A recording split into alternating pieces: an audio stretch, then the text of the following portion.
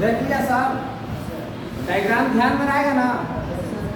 इसमें क्या दिया हुआ है, एक छोटा सा कैबिन है, उसमें क्या चैम्बर दिया हुआ है, एक दो, ठीक है ना। बड़ा रहेगा तो उसमें 3-4 चैम्बर देगा, ठीक है। उसके बाद नॉब दिया हुआ है कि तुमको कितना डिग्री सेंटीग्रेड पे मतलब कितना हवा गर्म निकालना है, ठीक है ना। तो वो टेम्परेचर बढ़ाने घटाने वाला नॉब भी है ना। उसके बाद तुम्हारे पास स्विच दिया हुआ है रेड वाला, उसको ऑन कर देगा, बंद करना होगा तो ब्लू वाला, समझ में आया। और उसके बाद डोर दिया हुआ, उसको क्लोज या ओपन कर सकते हैं। इतना ध्यान रहेगा, पढ़ते हैं, ठीक है ना। ये अगर डायग्राम ध्यान में रहेगा तो ये 1 मिनट में समझ में आ जाएगा, ठीक है ना। इसीलिए तुम लोग को बताया। अब आगे देखो, इसका नाम क्या है? और क्वेश्चन पूछा ही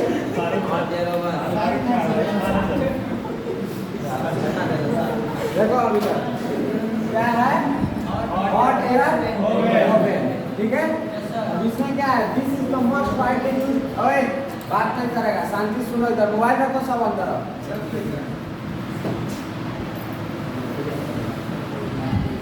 रख लिया?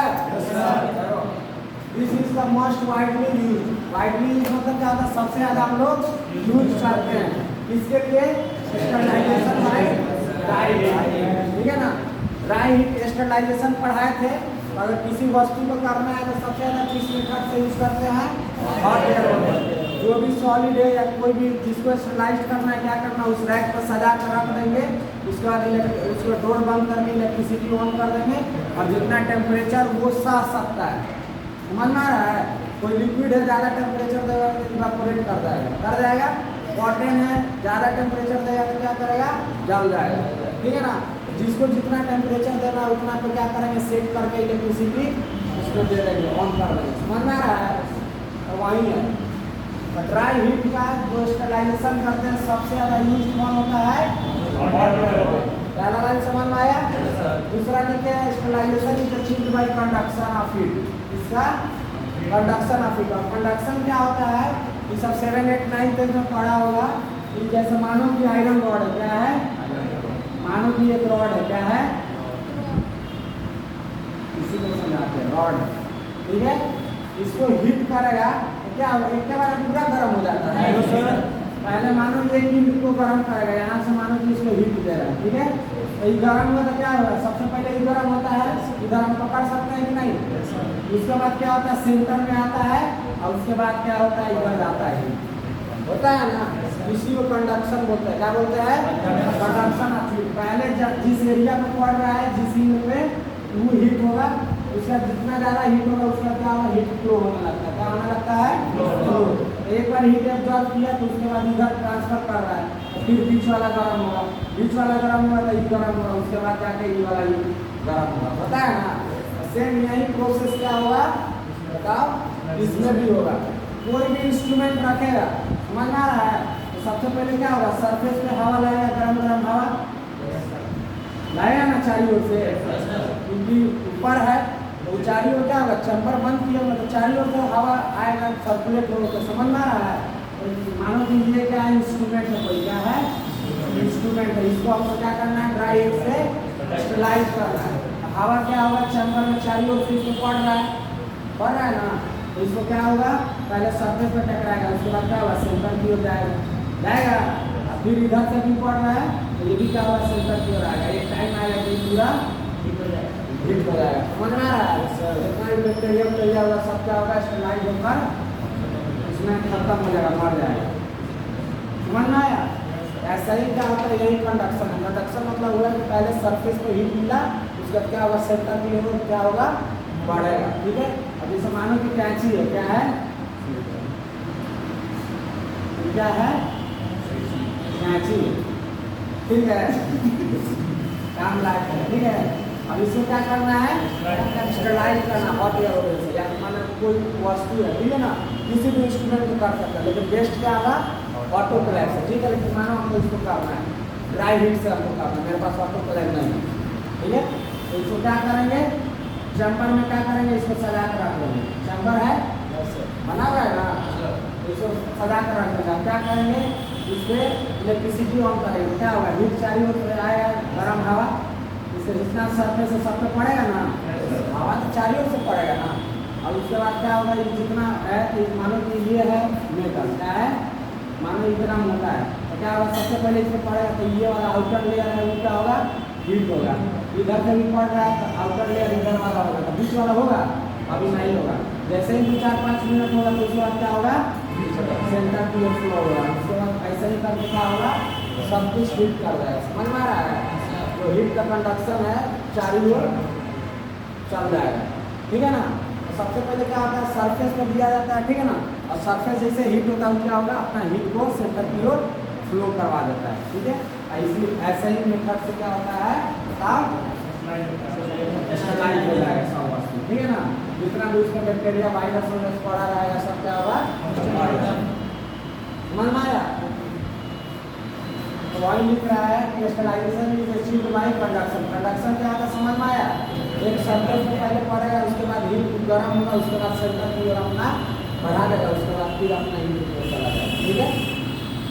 Heat is absorb by the surface, देखो वही कंडक्शन का लिखा है। सबसे पहले कौन एब्जॉर्ब करेगा, heat surface of the item, जो भी चीज को हम लोग क्या कर रहे हैं, स्टरलाइज कर रहे हैं। उसके बाद क्या होगा, which then penetrates to the center। उसके बाद क्या होगा, सरफेस एब्जॉर्ब कर लिया, उसके बाद उसको क्या करेगा, ट्रांसफर सेंटर की तरफ, until the entire atom reaches the desired temperature। और जब तक ये पूरा जो आइटम है, ठीक है ना, जो है स्टरलाइज इंस्ट्रूमेंट है, ये पूरा टेम्परेचर अगर सब जगह बराबर नहीं होगा, जब तक क्या होगा, हीट का फ्लो होते रहेगा। समझ में आ रहा है। और हीट का मानो कि पूरा ये जो है, मानो कि 100 डिग्री पर जाकर या 101 डिग्री पर जाकर क्या होगा, अचीव कर लिया, ठीक है ना। तो क्या होगा, हीट फ्लो इसमें खुद बंद हो जाएगा। समझ में आ रहा है। तो जब तक मानो कि यहाँ पर 110 डिग्री है, तो मानो यहाँ पर 90 डिग्री है, तो क्या होगा, हीट का फ्लो होते रहेगा जब तक भी 110 डिग्री नहीं हो जाता है, ठीक है। तो सबसे पहले किस पर पड़ेगा, सरफेस पे, चारों ओर से आएगा हवा, सरफेस को क्या करेगा, गर्म करेगा। गर्म जैसे ही नीचे वाला होगा तो उसके बाद क्या होगा, नीचे की हीट देने लगेगा। समझ में आ रहा है। इसमें पानी में है कहीं, इसमें तो गर्म हवा निकल रहा है ना, पानी का कहीं जिक्र नहीं है, इसीलिए क्या है, ड्राई। समझ में आया ये, तो इसको ध्यान रखेगा, ठीक है ना। आगे पढ़ाएंगे तो फिर काम देगा, दिमाग में चलते रहना चाहिए। तो सबसे पहले क्या होता है, सरफेस पे पड़ता है गर्म हवा, उसके बाद वो क्या होता है, गर्म होता है, उसके बाद क्या करता है, सेंटर की ओर पेनिट्रेट करना, मतलब अंदर घुसता है, ठीक है।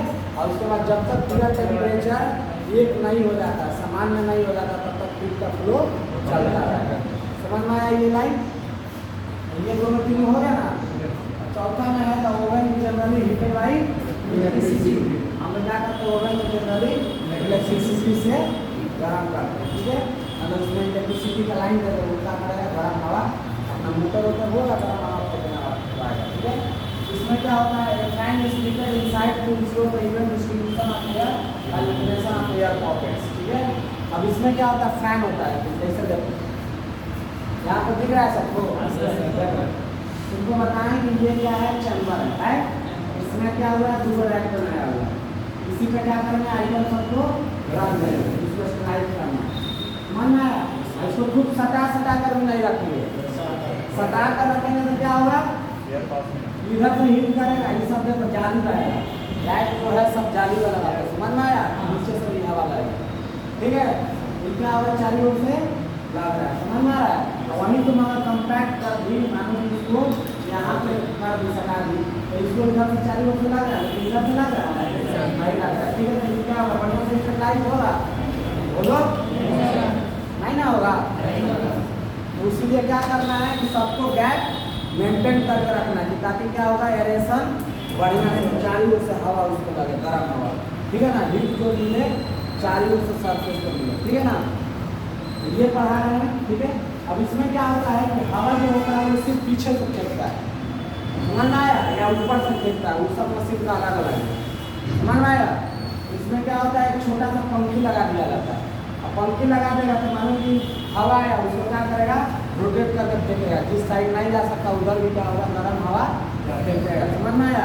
गर्म हवा मानो कि चारों ओर लग रहा है हम लोग को, लेकिन हम लोग को जितना ज़्यादा हवा चाहिए, चाहे पूरा हवा डिस्ट्रीब्यूटर चाहिए, तो क्या होता है, पंखा चला देते हैं।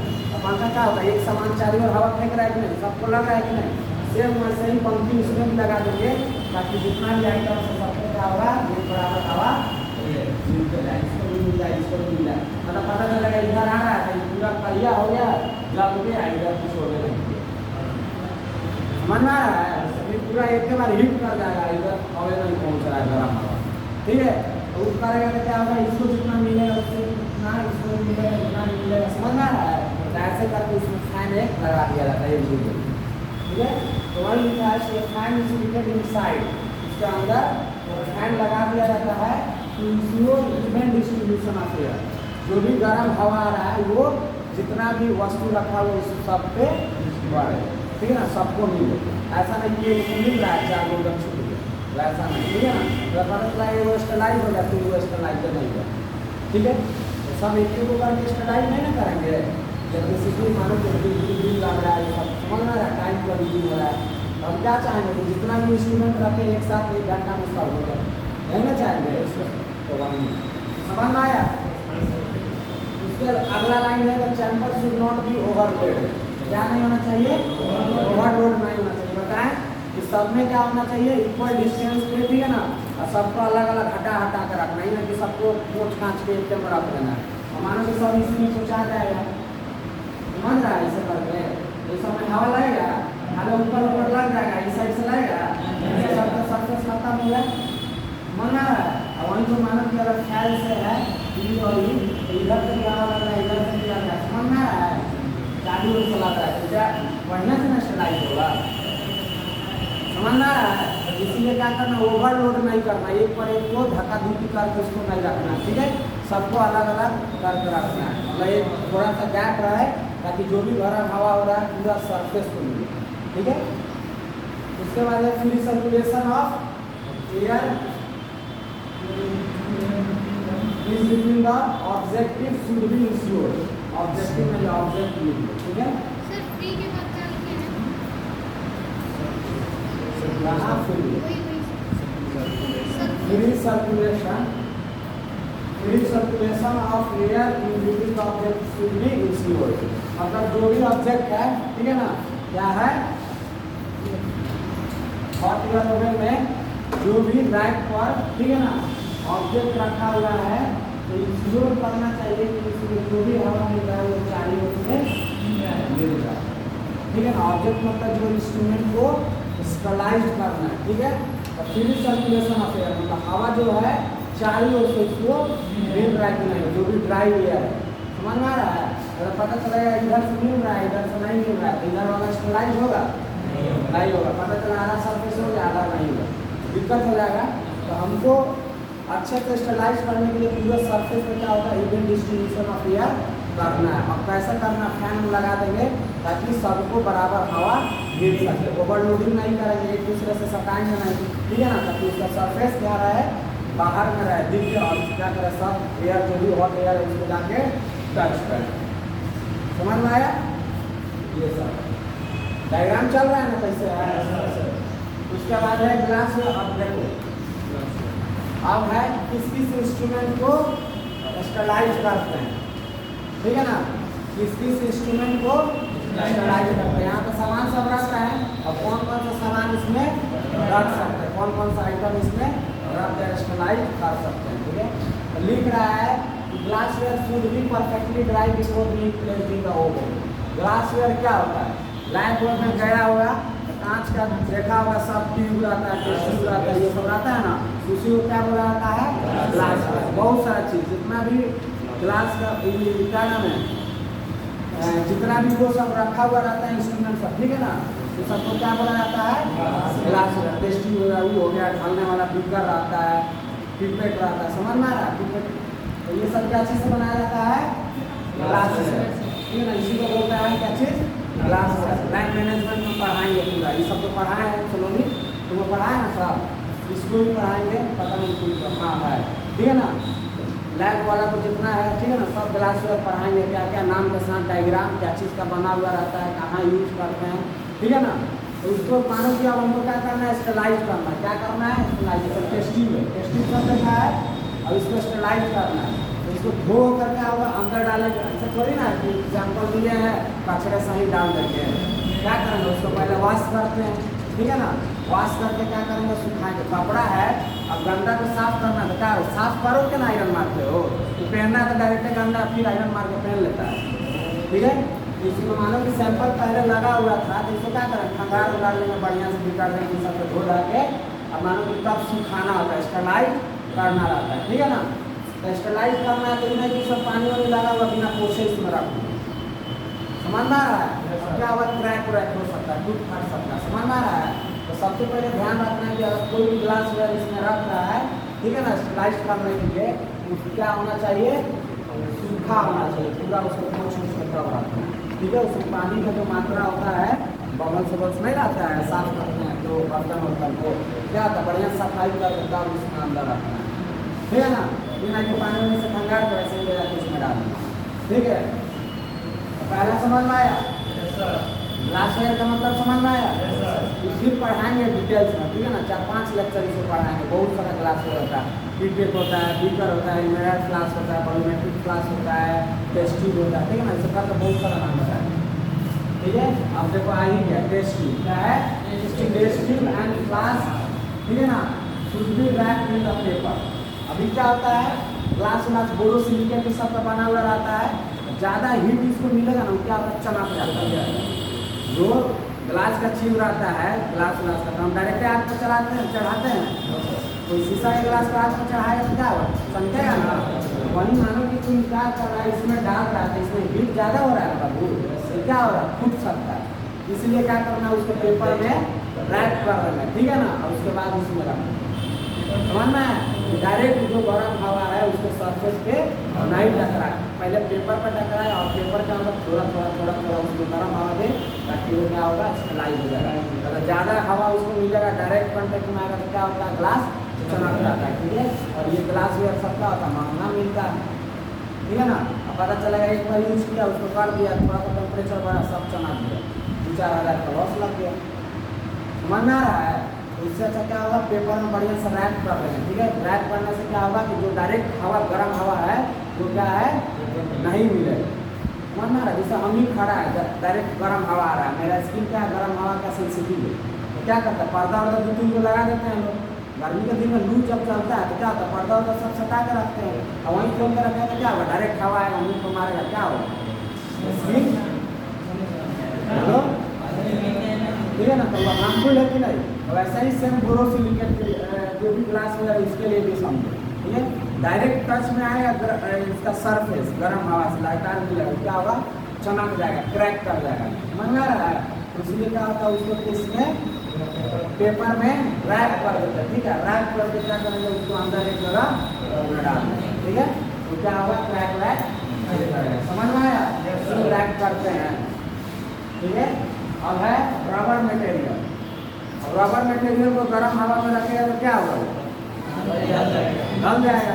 तो ध्यान रखना है कि जो भी रबर मटेरियल है, ठीक है ना, जिस भी इंस्ट्रूमेंट में रबर लगा हुआ उसको हॉट एयर ओवन में नहीं डालना है, तो डालेगा तो क्या होगा, सब गल जाएगा, खराब हो जाएगा, ठीक है ना। मानो कि उसको पकड़ने वाला रबर का बना हुआ है या प्लास्टिक का बना हुआ है, तो सब नहीं डालना है, समझ में आ रहा है। तो डालेगा तो गर्म, उसमें तो बहुत गर्म हवा निकलेगा ना, 1 घंटा चलाएगा, आधा घंटा, तो समझ में आ रहा है। गर्म हवा देते देते तो पूरा क्या होगा, टेम्परेचर राइज कर देगा, सब कुछ गिर जाएगा। ऐसा ग्लास वेयर पे क्या करते हैं, इसीलिए पेपर में रैप कर रहे हैं, समझ में आ रहा है। तो रबर मटेरियल जो भी है, इसमें क्या करना है, कैन नॉट बी सस्टेन, मतलब उतना टेम्परेचर जो इनसाइड हॉट एयर में रहेगा उतना सह नहीं सकता है, समझ में आ रहा है। तो क्या होगा, पिघल जाएगा, समझ में आ रहा है। इसलिए जितना भी रबर मटेरियल है उसको यूज नहीं करना। लेकिन जो सिलिकॉन रबर है, क्या सिलिकॉन रबर, जो लैब में या जो भी ग्लास में सिलिकॉन रबर लगा हुआ है या मटेरियल है, तो क्या होता है, बहुत हाई टेम्परेचर को क्या कर सकता है, सह सकता है, तो वो इजीली गलेगा नहीं। तो अगर सिलिकॉन रबर है, ठीक है ना, उसको तुम रख सकता है, ठीक है ना, कोई दिक्कत नहीं है। लेकिन जनरल रबर सब ये सब उतना टेम्परेचर नहीं सह पाएगा, इसलिए उतना सबको क्या करना है उसमें रखना ही नहीं है। समझ में आया? तो याद रखना है जो भी रबर का मटेरियल है, क्या चीज का रबर मटेरियल है, उसको क्या करना, हॉट एयर ओवन में नहीं डालना। क्यों? क्योंकि वो जितना टेम्परेचर अंदर में रहेगा वो टेम्परेचर सब आएगा नहीं कर पाएगा, सब कुछ ढल जाएगा। समझ में आ रहा है? लेकिन सिलिकॉन रबर है, ठीक है, उसका टेम्परेचर, ठीक है ना, सहने का क्षमता बहुत ज़्यादा है, ठीक है, तो उसको क्या कर सकते हैं हम लोग, रख सकते हैं, कोई दिक्कत नहीं। समझ में आया? ये वाला लाइन समझ में आ गया? अब है एट 180 डिग्री सेंटीग्रेड, कितना 180 डिग्री सेंटीग्रेड में कॉटन फ्लक्स में गेट स्टार्ट क्या चीज हो जाएगा, मतलब काला पड़ जाएगा, नहीं होता, जल हो जाता है। मानो कि रुई को रख लेगा, आग ऊपर पड़ता है कहीं पे तो क्या होता है, जल जाता है कि नहीं, पूरा काला काला हो जाता है। समझ में आ रहा है? वही निकाला चाहे, ठीक है ना। देखो अब मानो कि तुम कॉटन ट्यूब लगाया, क्या है, टेस्ट ट्यूब, ठीक है ना, तब बोलेगा कि सर पेपर में रैप करके रखेंगे, उसका चमका करेंगे, रुई रुई चूस लेगा, इसमें डायरेक्ट गर्म हवा अंदर घुसबे नहीं करेगा, सिर्फ बाहर बाहर रहेगा। समझ में आ रहा है? इतना डिग्री सेंटीग्रेड पर क्या होगा, जो कॉटन रखेगा ना, कॉटन प्लग का सब तैयार करके जल जाता है। समझ में आ रहा है? इसीलिए जो भी कॉटन प्लग, ठीक है ना, उसको भी स्टेलाइज करना है। ऐसा मानो कि बहुत सारा चीज़ में क्या होता है, कॉटन प्लग घुसा देते हैं कि इसमें बाहर का कंटामिनेशन नहीं, तो उसको भी तो स्टेलाइज होना है। समझ में आ रहा है? तो उसको क्या करना, कॉटन वाला जो भी मटेरियल है उसको क्या करना, हॉट एयर ओवन में नहीं डालना है, तो डालेगा तो क्या होगा, जल के राख हो जाएगा। समझ में आ रहा है? काला काला सब हो जाएगा, ठीक है, समझ में आया ना। कॉटन मटेरियल जो नॉर्मल रबर मटेरियल नहीं रखना, सिलिकॉन वाला रख सकता है, क्योंकि वो क्या करता है, टेम्परेचर 200 डिग्री तक 180 डिग्री तक अगर सह लेगा तो कुछ नहीं होगा। लेकिन और सब जो नहीं सहेगा क्या होगा, पिघल जाएगा, तुरंत पिघलेगा तो पता चलेगा वो तो पिघलने किया, और ऊपर राइट पर रख दिया तो नीचे वाला जो मटेरियल है उसको भी ले गया, उसको हीट हो जाएगा, सब खराब हो जाएगा। समझ में आ रहा है? इससे भी दिक्कत होगा। ये समझ में आ गया? लास्ट में है the oven must be allowed to cool slowly for about 2 hours before the door is open, ठीक है। ये बता रहा है कि मानो कि कोई चीज़ है अंदर में बहुत गर्म है, ठीक है, और इसमें क्या होगा कि मानो कि तुरंत स्विच अच्छी है, तुरंत खोल गए। समझ में आ रहा है? इसका टेम्परेचर 180 150 200 रहेगा ना, आधा घंटा चलेगा तो तुरंत खोल देगा, ठीक है।